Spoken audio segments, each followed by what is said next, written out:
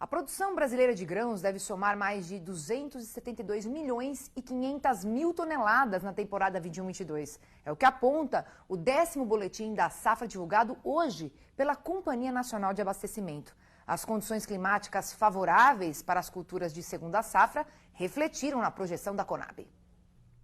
O Brasil deve produzir 272 milhões e 502 mil toneladas de grãos na safra 21-22. Crescimento de 6,7% em comparação com a temporada passada. Para o milho, a Conab prevê a primeira safra em 24 milhões e 804 mil toneladas, alta de 0,3% ante o ciclo anterior.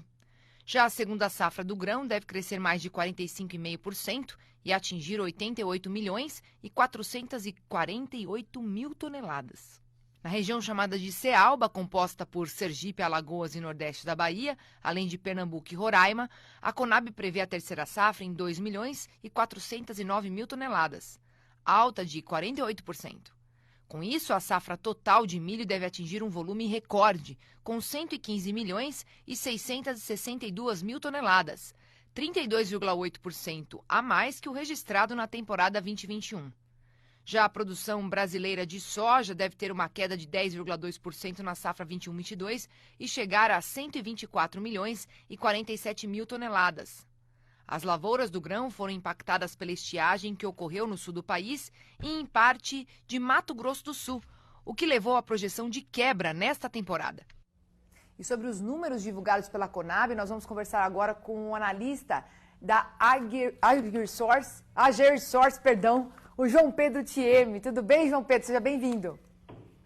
Bom dia a todos. Muito obrigado aí pelo convite.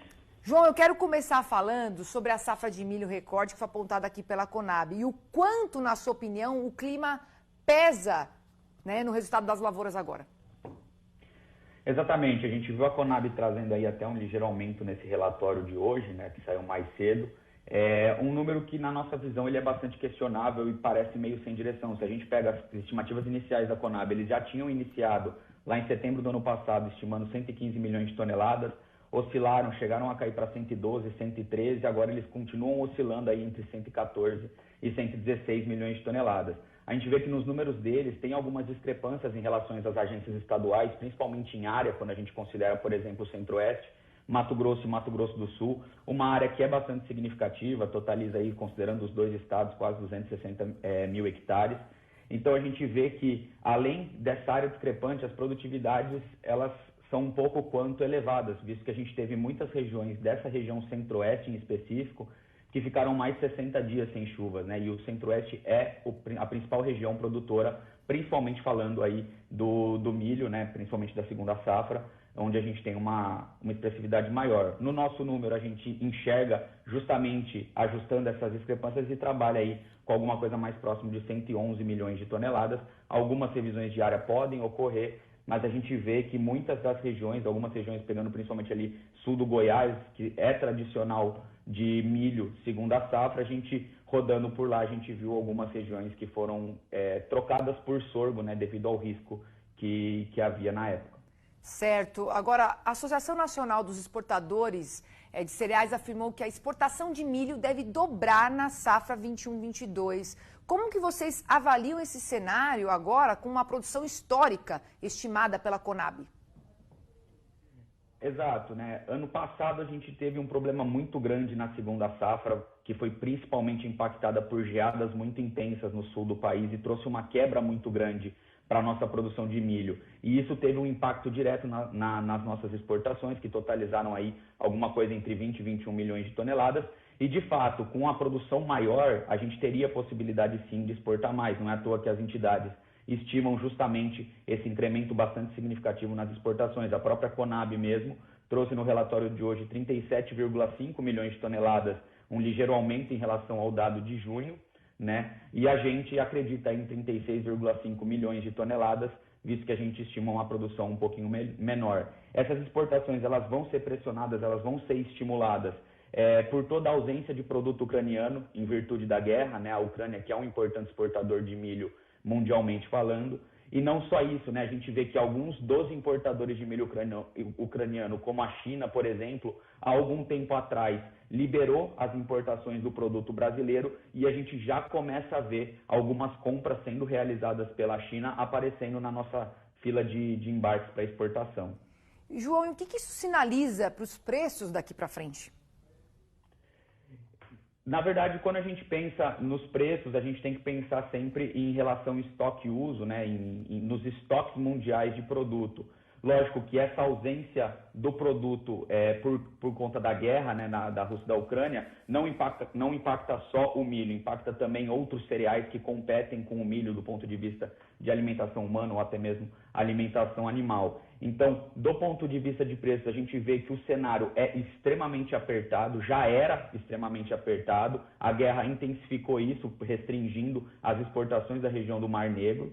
E quando a gente começa a ver que muitos problemas climáticos têm se desenvolvido nos Estados Unidos, a gente vê que esses estoques vão tender a se apertar mais. E hoje o nosso milho ele é barato, mundialmente falando. Então, a gente vê que essa procura deve ser grande. Quando a gente pensa, por exemplo, a China, os preços de suíno eles estão subindo, né, estão em uma tendência de alta, e isso deve estimular, por exemplo, uma demanda pelo cereal do ponto de vista de alimentação do rebanho. Agora, por outro lado, né, a gente tem uma queda brusca na soja. Quais os impactos, né, que isso traz para a oferta do grão e como que afeta os produtores?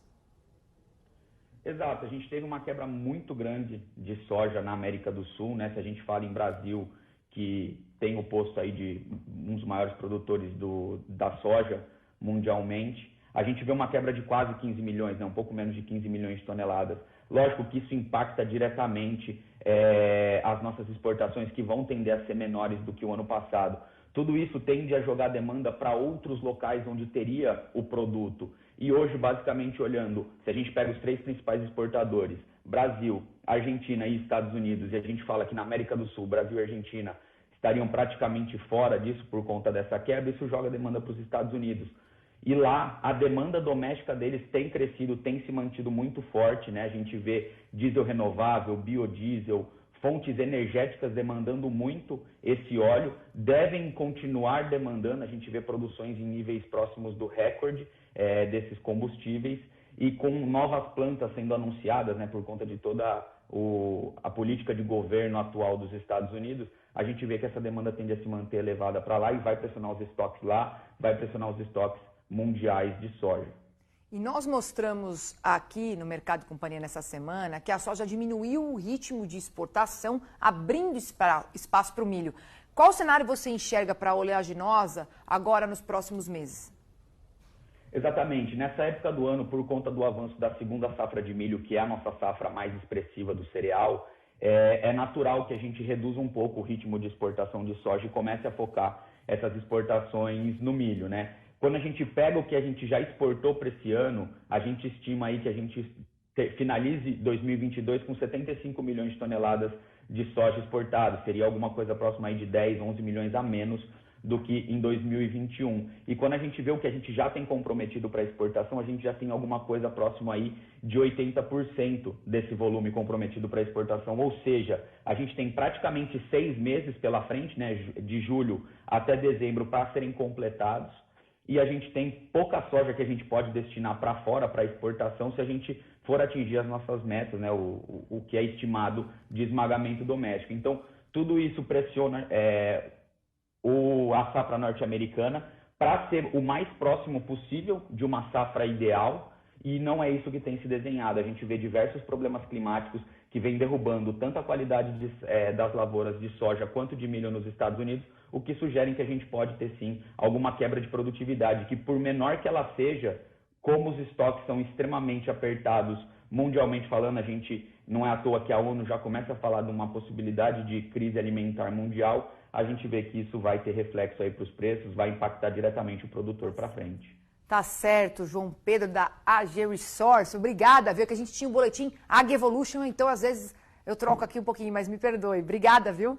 Pela participação. Imagina, obrigado. Obrigado, um bom dia a todos. Tchau, tchau. Tchau, tchau.